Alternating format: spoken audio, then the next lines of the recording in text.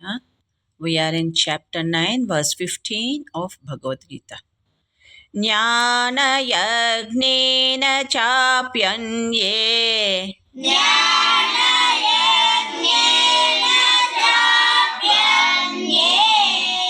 यजन्तो मामुपासते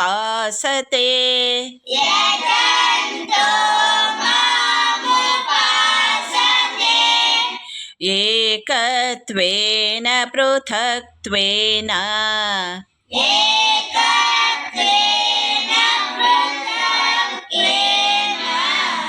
बहुधा विश्वतो मुखम्.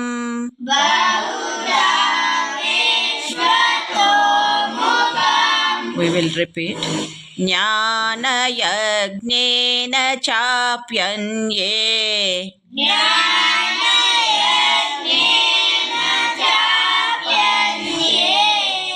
यतन्तो मामुपासते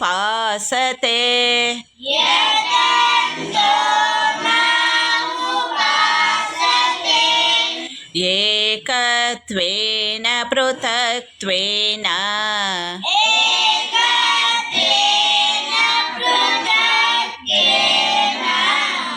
बहुधा विश्वतो मुखम्.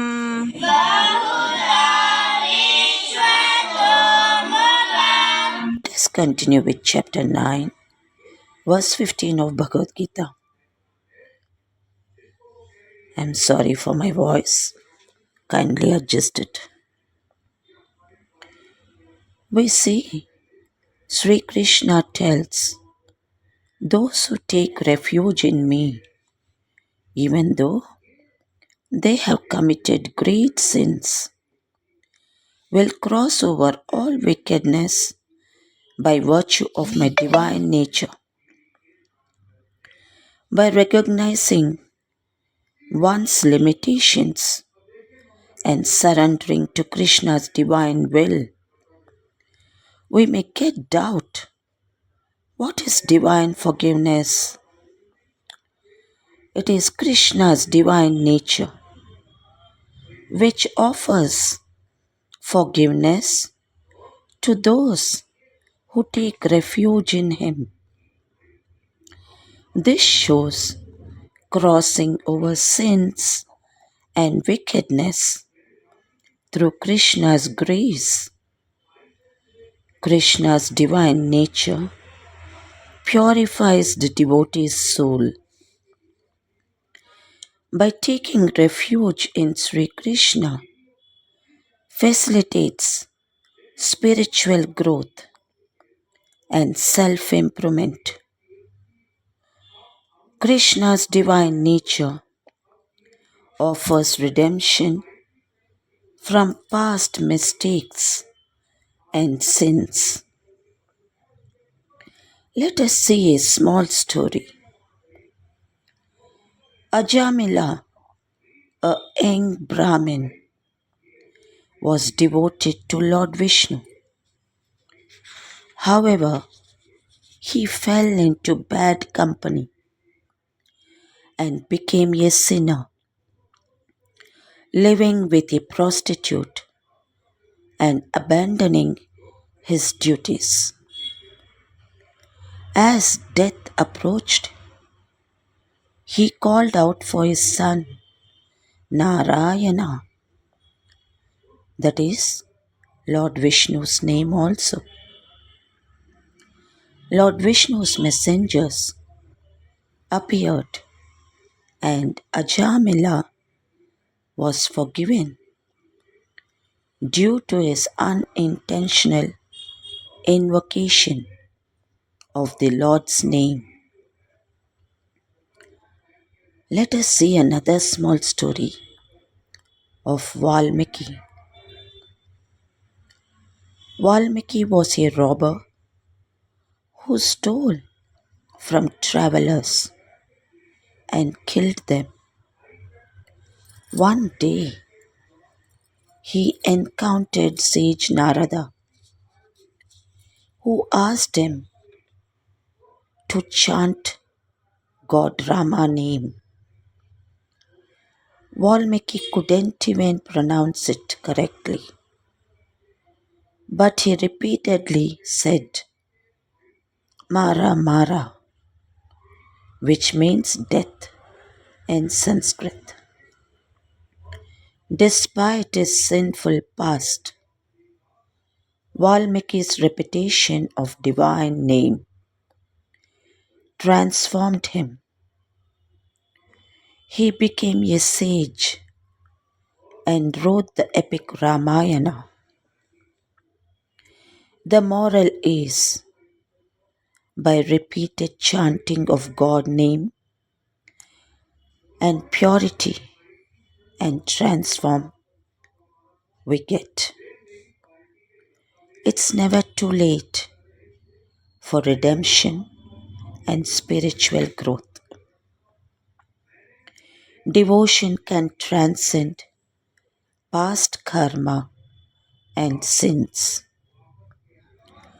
In simple words about this translation, some engage in the yagna of cultivating knowledge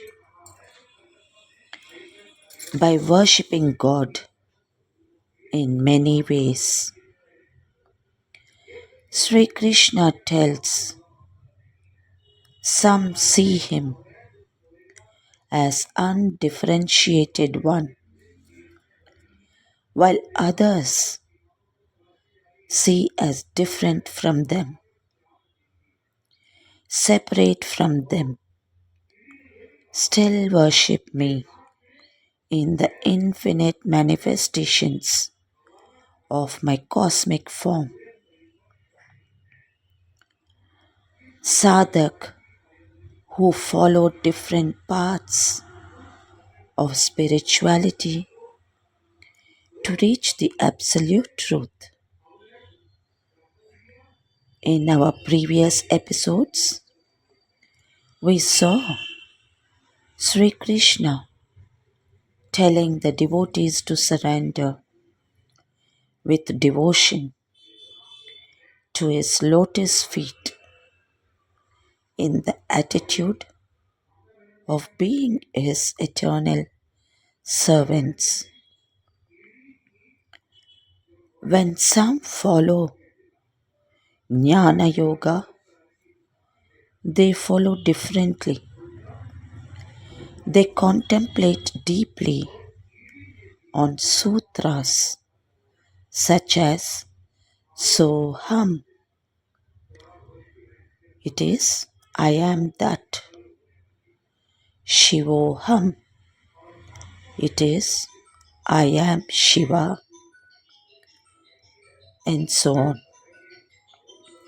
Their ultimate goal is to attain realization of the Supreme Entity as the undifferentiated Brahman, which possesses the attributes of eternality, knowledge, and bliss, but is devoid of forms, qualities, virtues, and pastimes.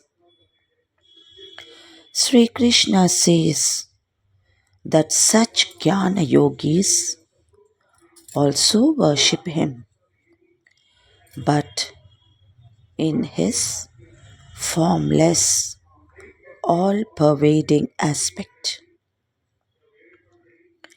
In contrast, there are Ashtanga yogis who see themselves as distinct from God and relate to him accordingly. Still others worship the manifest universe as God. In Vedic philosophy, this is called Vishwarupa Upasana, that is, worship of the cosmic form of God. Since the world is a part of God, keeping a divine sentiment toward it is not wrong, but it is incomplete.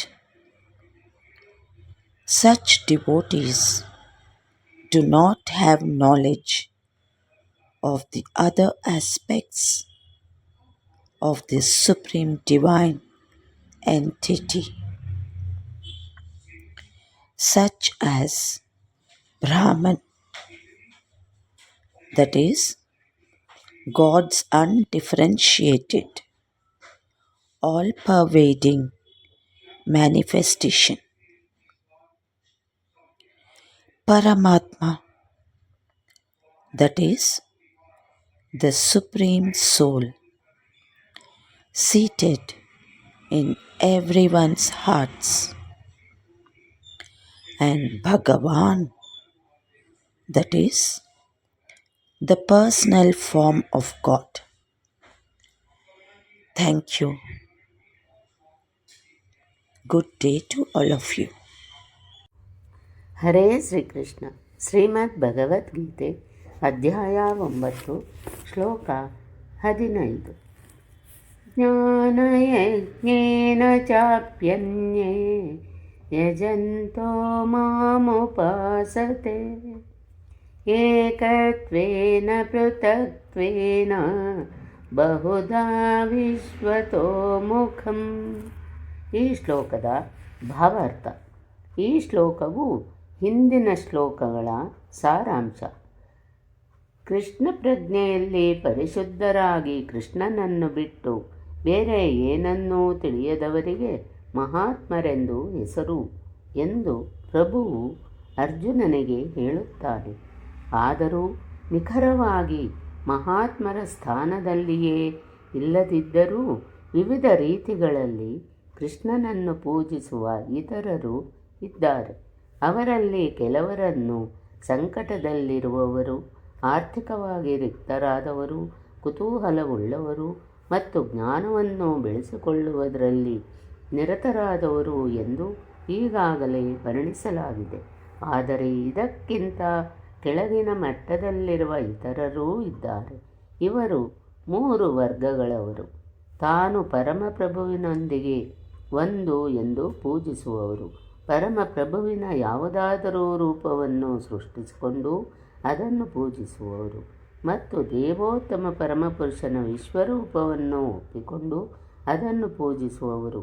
ಈ ಮೂವರಲ್ಲಿ ಅತ್ಯಂತ ಕೆಳಗಿನ ಹಂತದಲ್ಲಿರುವ ತಾವು ಅದ್ವೈತಗಳೆಂದು ಭಾವಿಸಿಕೊಂಡು ತಮ್ಮನ್ನೇ ಪರಮಪ್ರಭು ಎಂದು ಪೂಜಿಸಿಕೊಳ್ಳುವವರು ಬಹು ಹೆಚ್ಚಿನ ಸಂಖ್ಯೆಯವರು. ಈ ಜನರು ತಾವೇ ಪರಮಪ್ರಭು ಎಂದು ಯೋಚಿಸುತ್ತಾರೆ ಮತ್ತು ಈ ಮನಸ್ಥಿತಿಯಲ್ಲಿ ತಮ್ಮನ್ನೇ ಪೂಜಿಸಿಕೊಳ್ಳುತ್ತಾರೆ. ಇದು ಒಂದು ರೀತಿಯ ದೇವರ ಪೂಜೆಯೇ, ಏಕೆಂದರೆ ಅವರು ತಾವು ಐಹಿಕ ದೇಹವಲ್ಲ, ಆದರೆ ವಾಸ್ತವವಾಗಿ ಚೇತನಾತ್ಮರು ಎನ್ನುವುದನ್ನು ಅರ್ಥ ಮಾಡಿಕೊಳ್ಳುತ್ತಾರೆ. ಕಡೆಯ ಪಕ್ಷ ಈ ಅರ್ಥವು ಪ್ರಧಾನವಾಗಿದೆ. ಸಾಮಾನ್ಯವಾಗಿ ನಿರಾಕಾರವಾದಿಗಳು ಪರಮಪ್ರಭುವನ್ನು ಈ ರೀತಿ ಪೂಜಿಸುತ್ತಾರೆ. ದೇವತೆಗಳನ್ನು ಪೂಜಿಸುವವರು ಕಲ್ಪನಾಶಕ್ತಿಯಿಂದ ಯಾವುದೇ ರೂಪವನ್ನಾದರೂ ಪರಮಪ್ರಭುವಿನ ಸ್ವರೂಪವೆಂದು ಭಾವಿಸುವವರು ಎರಡನೆಯ ವರ್ಗದವರು. ಈ ಐಹಿಕ ವಿಶ್ವದ ಅಭಿವ್ಯಕ್ತಿಯಾಚೆ ಬೇರೇನನ್ನೂ ಕಲ್ಪಿಸಿಕೊಳ್ಳಲಾರದವರು ಮೂರನೆಯ ವರ್ಗದವರು. ಅವರು ವಿಶ್ವವನ್ನೇ ಪರಮಜೀವಿಯೆಂದು ಅಥವಾ ಅಸ್ತಿತ್ವದಲ್ಲಿರುವ ವಸ್ತುವೆಂದು ಭಾವಿಸಿ ಅದನ್ನೇ ಪೂಜಿಸುತ್ತಾರೆ. ವಿಶ್ವವು ಪರಮಪ್ರಭುವಿನ ಒಂದು ರೂಪ.